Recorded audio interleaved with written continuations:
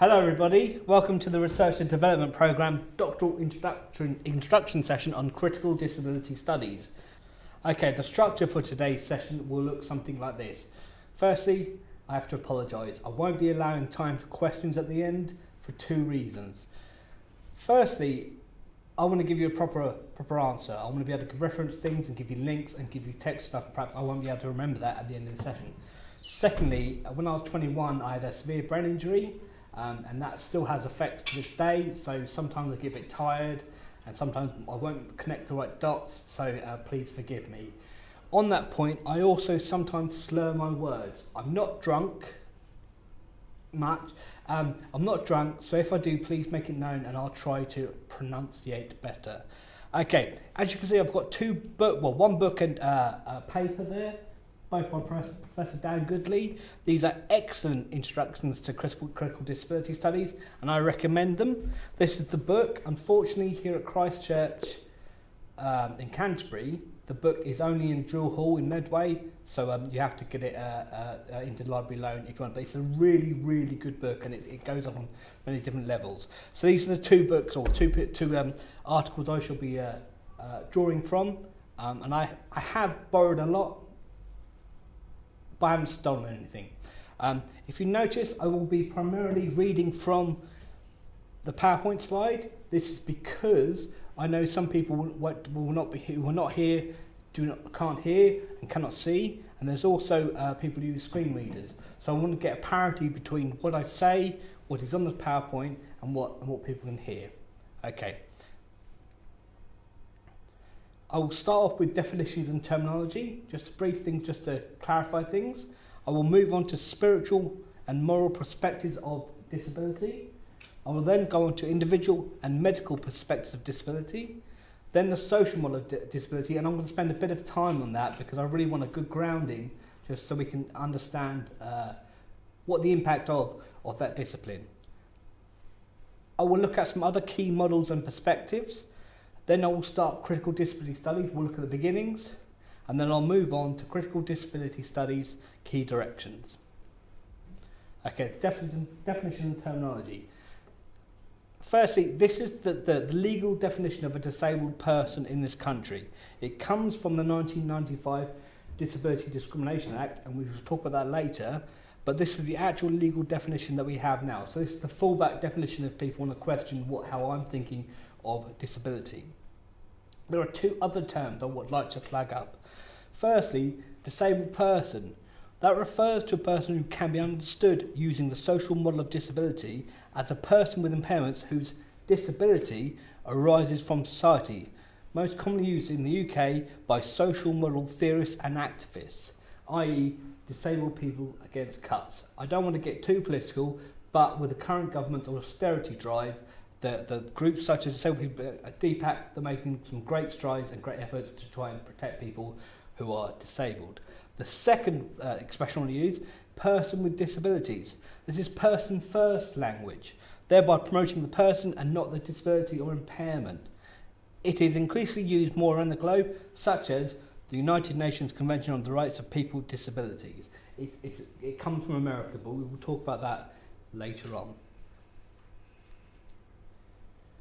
Okay, let's move into disability as a spiritual or moral condition. The meaning. Disability is a defect caused by moral lapse or sin. There's a sort of nexus between Eastern and Western traditions, so moral lapse or sins. The reification of sin or evil, or a failure or a test of faith. The test of faith is used primarily in the Abrahamic traditions such as Islam, such as the holy struggle or jihad. It's your relationship with Allah in terms of how you live your life. This includes myths that as one sense is impaired by disability, another is heightened, i.e. the blind seer. We see this in Greek philosophy, such as the prophets or the oracles of Delphi and so forth. What I will say now, the religious and philosophical things are very nuanced and quite subtle, so it's a really interesting area of research, and I would encourage you to look further. But as a general idea, this is where we're going for the moral implications. There's shame to the person with the disability and their family. In fact, this is still quite common all around the globe today, the shame that people feel because of disability. And the family must address their immoral nature as evidenced through the presence of a disabled family member. Okay, here's a sample idea. A Gaelic plaque, the Irish curse. May those who love us, and those that don't love us, may God turn their hearts. And if he doesn't turn their hearts, may he turn their ankles, so we'll know them by their limping. Which is a lovely sentiment, I think, lovely.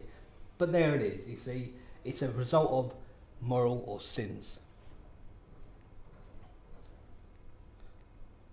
Okay, it's the oldest of all disability models, but arguably still the most prevalent worldwide today. We can see this in exorcisms within certain churches of people with mental health disorders. We can see it in faith healings, and all around the world there's different processes, but there's still the same thing. The goals of the intervention, it's a spiritual divine or acceptance, increased faith and forbearance. Here's an example of what God's done. Here's an example of my sin, and we find meaning and purpose in affliction. Benefits of the model. Acceptance of being selected to have a disability, feeling a relationship with God, having a sense of greater purpose. So you've been chosen to have this affliction. You've been chosen to have this test of faith. Some impairments and there's evidence of spiritual embodiment. It says it's the pure and simple child who can know God or know some higher power. And there are negative effects. It's being ostracized from family and community, feeling profound shame, or having to hide disability symptoms of the person's disability. I find this an interesting perspective because apart from the outside of the religious coming in, there's also the familial context. So when the doors close, there's still that care, there's still the empathy, but it's the balance between what's inside and what's outside. And disability exposes sinful past and present lives of family. Okay, disability is a medical or individual condition. 1. Disability is a medical problem that resides in the individual, a defect or in a failure of a bodily system that is inherently abnormal or pathological. Impairment and disability are conflated, as in the Down syndrome child, where a person's worth or value is based upon their impairment. The moral implications. It does repudiate the view of disability as a lesion on the soul, but may blame person or family for healthcare habits, e.g. type A personality leads to heart attack, and promulgates a view of disability as a personal tragedy. I've heard people with cerebral palsy, the parents being blamed of drinking alcohol during the pregnancy, which can apparently lead to cerebral palsy. I have no medical basis for that. Here's a sample idea. Patients are described clinically, e.g. patient suffers from trisomy 21 or Down syndrome, or there's an incomplete lesion at the C4 level. I don't understand what that means. Patients or people are reduced to just terminology. Isolation of body parts and the view of the disabled person as atypical, abnormal or pathological, and a narrowing of the definition of disability as impairment in a time of welfare cuts and austerity. There's that politics again. Origins. It comes from the mid-1800s onwards and underlies most rehabilitation facilities and most rehabilitation journals in rich countries. Even within medicine, I know doctors who, as part of their training, they're taught about the social model, but they still have to wrestle with that compared to the medical model that they have to diagnose and treat. So it's an interesting thing they have to deal with in their minds. The goals of intervention. Patients or clients are expected to avail themselves of services offered by trained professionals with a promise of cure, rather the amelioration of the physical condition to the greatest extent possible, rehabilitation or reablement, the adjustment of the person to the condition, or adjustment, adjust to live as people with disability, PWD. Benefits of that model. Promotes faith in medical intervention and a defined patient role and offers a label as explanation. Basically, you know what's wrong with you. It's not outside of you, it's primarily inside of you. The medical and technological advances in key services of the welfare state have improved the lives of people with disabilities, which is true. Negative effects: paternalism, pathologisation, and the promotion of benevolence. As in, everyone's being nice, the state is being nice to people, oh bless them. Okay, and there's interventions of people with disabilities rather than with. And promotes research by outsiders and services for, but not by, disabled people. Those two perspectives can be called individualised reductionism. The social model social model theorists have tried to identify and analyse where this comes from. So we must establish what are the problems with such an individualised reductionism. It fails to capture the complexity of life. Human life is much more than its biological components. Individualisation shrinks a socially, historically, economically and culturally constituted human being. Professional knowledge expands at the nexus of individualised and medicalised knowledge. According to the British activist Colin Barnes, many biomedical professions stipulate that impairment has a traumatic effect upon the person, stopping them from achieving a reasonable quality of life. So basically, if you have an impairment, you're going to have a terrible life. That's it. So, oh, bless you, better benevolent. So disability is cast as an essentialist condition. Disabled people are treated as objects, not authors of their own lives. These are some of the things that have been identified by the social model theorists. What they also identified was pre the Industrial Revolution, they disagreed that individualised reductionism is a natural state of people with impairments. People were cared for at home and in the villages and the communities. It argues that there is a wealth of anthropological and sociological evidence to suggest that societal responses to people with impairments or long-term health conditions vary considerably across time, culture and location. Basically, it's trying to cite the fact that disabled people have always been treated as outsiders.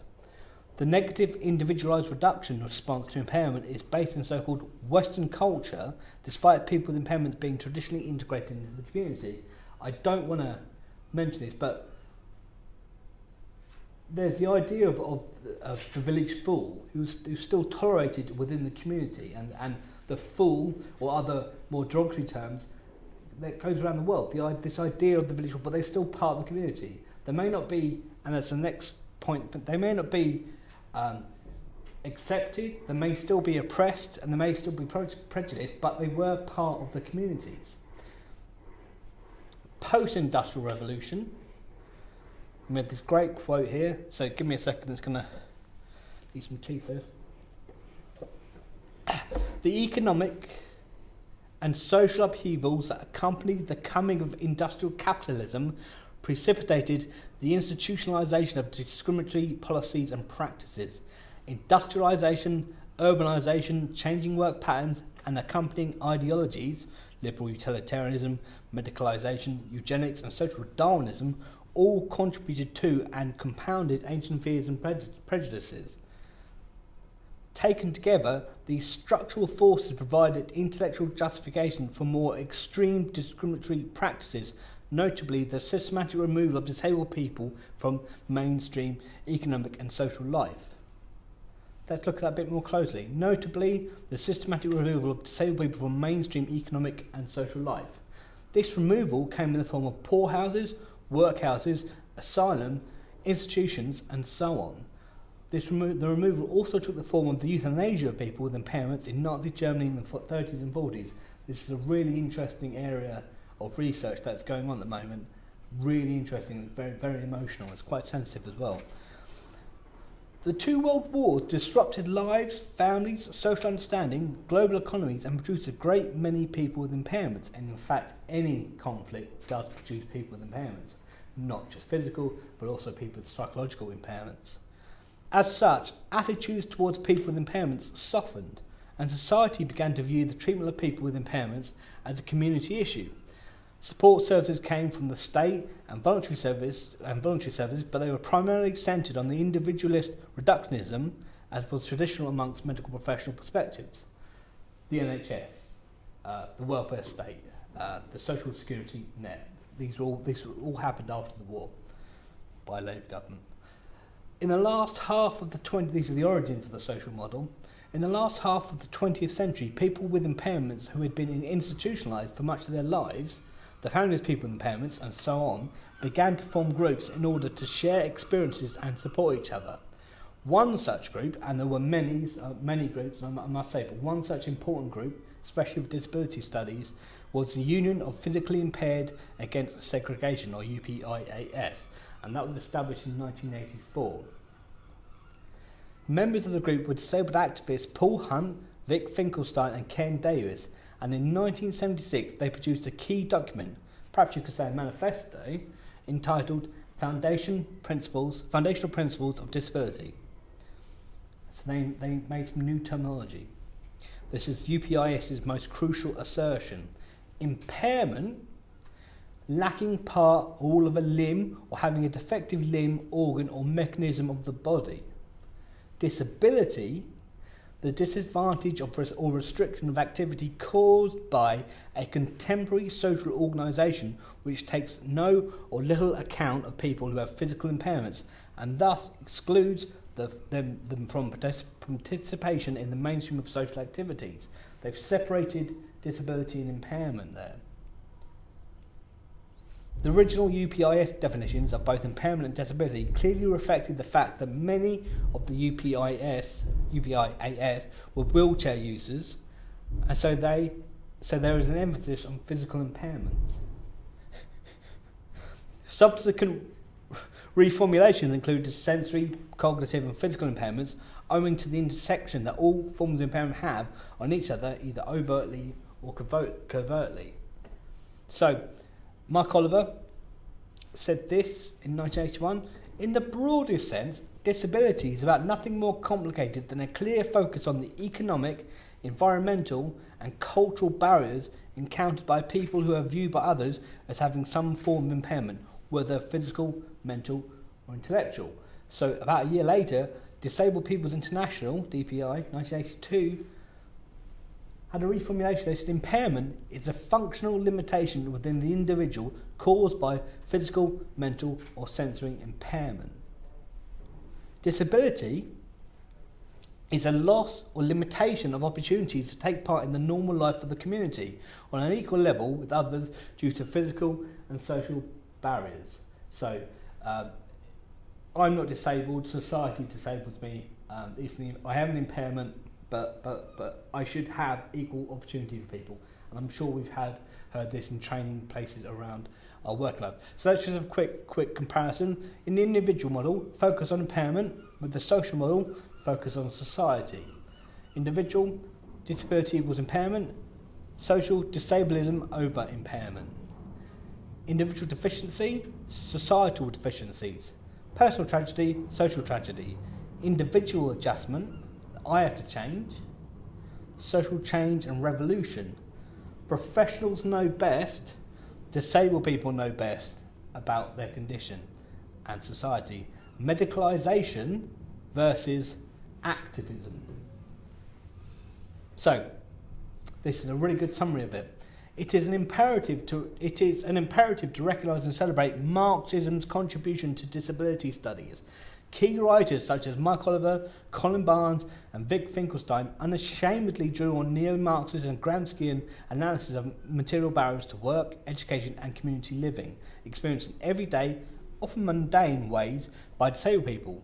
In contexts where anti-discriminatory legislation was still only a dream, their analysis was a clarion call to activists and academics alike to overturn the material conditions of disablement.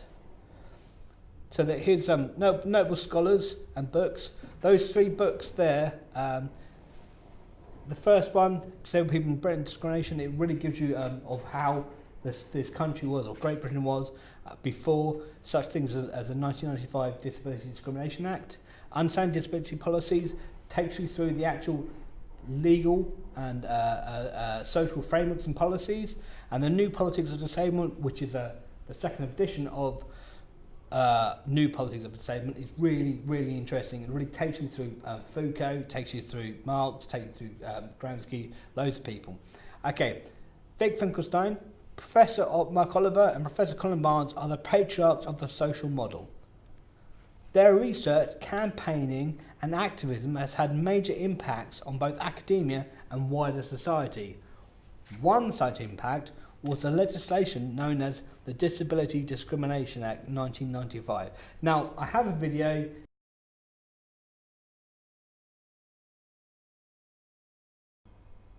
I just wanted to play the video to show the actual real-life effects of academia, of theorising, of classrooms and research. That's one of the many positive effects of the social model of disability. Now, there are some different approaches to disability. There's a minority model, which we'll talk about in a second. There's a culture model. We'll talk a little bit about that later. There's a Nordic relational model. There's a human rights model, and there's the International Classification of Functioning Disability in Health, or ICF, which is produced and used by the World Health Organization. There are at least 10 more that I can think of, which is good, because the more voices we hear, the closer we get to understanding. But let's just concentrate a bit more on the minority model. The minority model is what's primarily used in North America. It began to develop around the same time as the social model in the UK, so about the 70s, early 80s. It's influenced by American black, trans, lesbian, gay, civil rights politics of the 60s and 70s, also by returning soldiers from the Vietnam War. People with disabilities was adopted to counter neoliberal ideal of labour and consumption. It highlighted and exposed ableism, a societal structure that prioritised and promoted the value and worth of people whose bodily functions were typical at the expense of people with disabilities, thus generating discrimination. The minority model combined neo-Marxist critiques of capitalism with theories of race and radicalisation, and adopted an eclectic understanding of the socio-cultural forms of disability. You see how that's different from the social model over here in the UK. It was the social cultural formations that had a slightly more of an impact with the minority model. Okay, so critical disability studies 1. It's not an homogeneous discipline, but rather a collection of voices from around the globe that intersects with feminism, queer theory, post-colonial studies, critical race studies, socialism, and so on. It's a new, and I say new because it's younger than me, so it's new, that runs parallel to traditional disability studies. It starts kicking off and really getting going in around the early 2000s, the turn of the millennium. So, younger than me. It seeks to add new, old, and different voices to debate and conversation with regards to disability. It's not ostensibly critical of the social or minority models, but does offer critiques based upon a range of perspectives. I think that needs to be made very clear. It is not trying to tear down the social model or the minority model. As I say, trying to run parallel to it, sometimes intersecting with it, sometimes not, sometimes being critical of, and sometimes taking criticism from the social model theorists. So it's not that negative. Okay. This is a great quote. Critical disabilities start with disability but never end with it. Disability is the space from which to think through a host of political, theoretical and practical issues that are relevant to all. Whereas disability studies could be said to analyse how the world, and I'm using world here with the capital W to say the world outside that influences us, and the world to say inside, which when I look out that has been influenced by the world. So whereas disability studies could be said to analyse how the world engages and interacts with people with impairments, thus producing disability, CDS takes both the produced disability and the person with impairment and analyses the world. For every instant variation and performance of humanity, there will be somewhere or at some time a disabled person or a person with impairments or a person with disabilities that occupies that space. The beginnings. The social model of disability has effectively made changes to many aspects in people's lives. SMD has changed how architects design buildings to the type of training you receive if you are working for public services or companies. And by that I mean things such as ramps, such as doors that open, so door buttons you can press, such as not in this room, but accessible tables and chairs. This is what Mike Oliver says. In presenting this argument, I will begin by articulating my own theoretical position based upon Marxist political economy and hereinafter referred to as a materialist theory. I will conclude with what materialist theories say about change, having briefly described the appalling material conditions under which disabled people live throughout the world. So, social model theorists is sort of as a materialist stance when conceiving disability. Such a stance seems not to address actual attitudes towards disability. And here's an example, it's a personal example. From its early days in 1983 to the change in funding in 2016-2017, the Disabled Student Allowance has helped many disabled students attend further and higher education. The DSA provided funding for a range of support to help level the playing field for students at colleges and universities. Such support included computers, audio recording machines, screen reading software and devices and so on. One key piece of support is the provision of a note taker, a scribe or an amanuensis. In fact, I have my note taker here today. There's Jenny.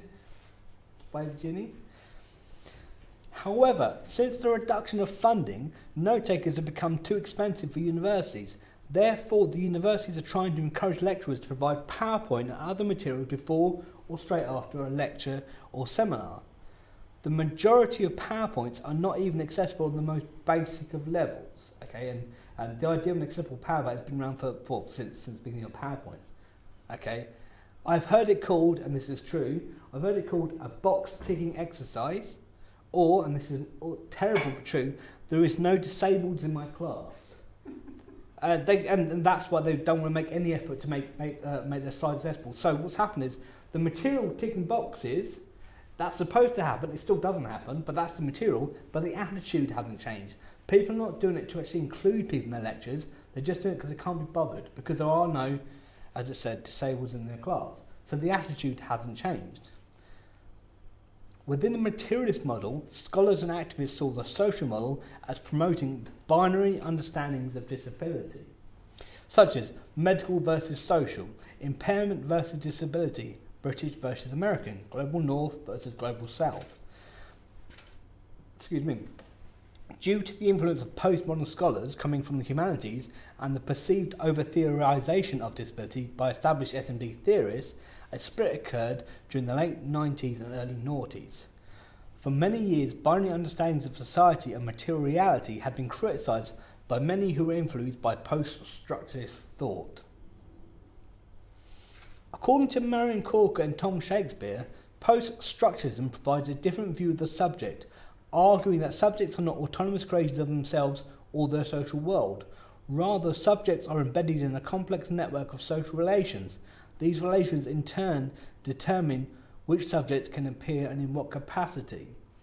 What's interesting about this is you could look at the social model and sort of see there's a sort of post-structuralist stance to it. But there was a split, and this split between the modernist materialist SMD theorists and the emerging dismodern theorists led to what is now conceived as critical disability studies. The assertion of the dismodist approach by Leonard Davis in 2002 is an attempt to move away from the social model theory based in identity politics, disabled versus disablers, to a disability as a neo-identity. Neo-identity is inspired by the destabilising effect disability has when considered within the wider destabilising effect that postmodernity has on a normative identity. We'll start to go in further into this. Key directions, bodies that matter. One critique of the social model is actually a reconceptualising of one of its strengths. By separating disability from impairment and locating disability within the social sphere, it has been argued that the individual impairments have been bracketed out.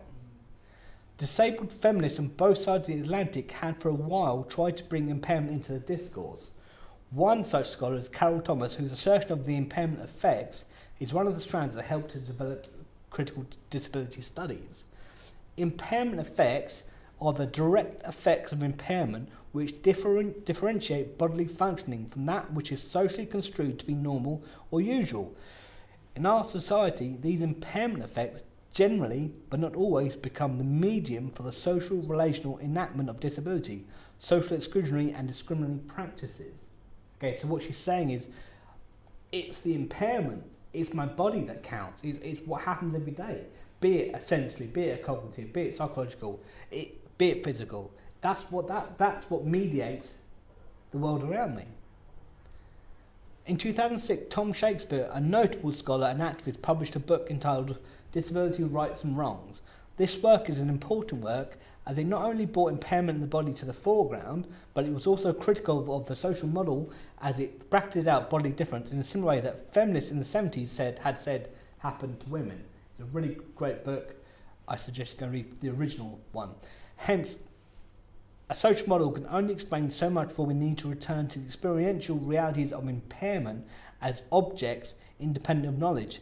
Impairment is a predicament and can be tragic. It can be tragic, or it doesn't have to be tragic. There's no either or. Shakespeare thus created a new model, separate from CDS but still parallel to the SMD. This model is called critical realist disability studies. And in the later book, Rights and Wrongs Revisited, Tom Shakespeare goes more into that. He's also got a book out called Disability the Basics, and where he actually sets out his flags and he separates between social model, critical, cultural, and critical realist. It's really an interesting read. But to matter 3. The critical realist approach has been engaged with by Tobin Siebers in Disability Theory, another great book. This book not only surveys the many different strands within the social model, critical disability studies, and critical realist debate, areas of disability studies, but it also conceives each strand as a thread that can help to bind and reimagine a series of critical, cultural, and identity theories and relationships. Further exploration of the critical realist approach was conducted by interrogating disability through philosophy and interrogating philosophy through disability in the 2009 collection, Arguing About Disability Philosophical Perspectives. It's a great collection of essays. Without necessarily considering themselves critical realists, Fiona Campbell, Anita Guy and Anne Maguire note that the corporeality of the disabled body is in a state of flux, with the instances of its existence reliant on cultural and social political spaces. Inspired by Judith Butler and Charles Deleuze, Margaret Shildrick adopts a post-convention approach where she observes that despite the endlessly differential forms of human embodiment, the dominant discourse continues to mark some people, but not others, as inherently excessive to normative boundaries. Rather than simply continuing to base interventions on exploring how this happens, we should try to understand why, what it is that underlies and motivates the move of excluding others, and that will entail utilising, and where necessary, pushing to new limits all sorts of theoretical resources that take apart discourse as well as practice. I like that quote. An exciting area that thinks about the embodiment of disability is a discipline of phenomenological disability studies. By using phenomenology to identify the structures that mediate between society and self, PDS contends that the body is the place where interaction and engagement takes place. It is this interaction and engagement that allows for a communal relationship to be established where bodies become the crucial where structures are reshaped and recast. Michalko, discussing their phenomenology of blindness, speaks about their sport dog. Smokey and I move through our world alone together, focusing on one another in the midst of the plurality of our world and its many blindnesses. Smokey keeps me company in this strange familiarity of opinion. I experience my blindness together with Smokey in this plurality. My focus is on Smokey and on myself. The world we generate springs from our communication in the midst of the world and from our movements through it. So we're now going to move into some 3 more perspectives of critical disability studies. The first one, Global South Disability Studies. This is the production of disability when it's related to historical patterns of imperialism and coloniality with a number of effects, including instances of impairment are higher in the Global South.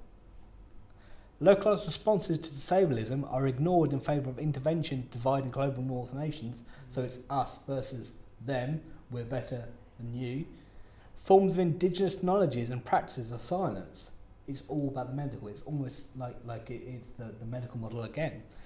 The moral implications are disabled people living in low-income nations, often in the global south, are excluded from global discourses and discussions about disability. They're just not listened to.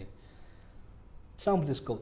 Supranational discourses such as the United Nations Convention on the Rights of Persons with Disability are on occasion contested for upholding notions of rights and personhood that fit with Western European, North American conceptualizations of the human. We're right, they're wrong.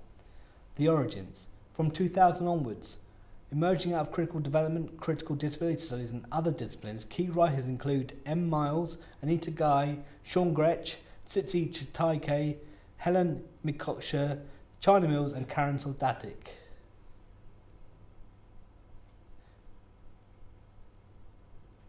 The goals of Global South Disability Studies. It wants to contest Eurocentric and Americanized models of inclusion and disability access and replace them with models of production that emphasize the complex meldings of local, global, north versus south, westernized indigenous knowledges.